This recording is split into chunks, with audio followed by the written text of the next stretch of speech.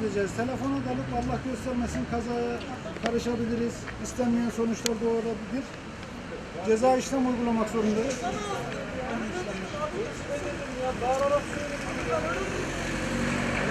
Yanımdayım.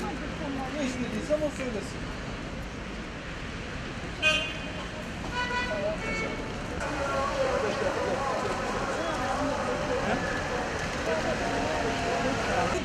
Abicim bana geç diyorsun burada. Ben öyle diyorum ya. Araba yok. Geç hemen. Ben öyle diyorum. Ben onun için geçtim zaten. Bağırma diye bir şey yok abi. Böyle bundan ceza mı yazılır ya? Gidip itiraz edeceğim zaten. Böyle bir şey mi olur ya?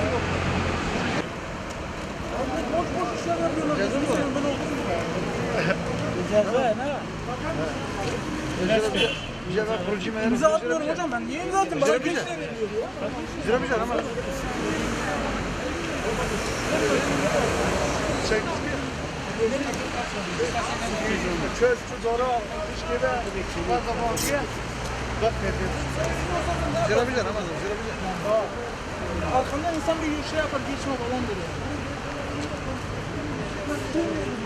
Zirabican bir şey var.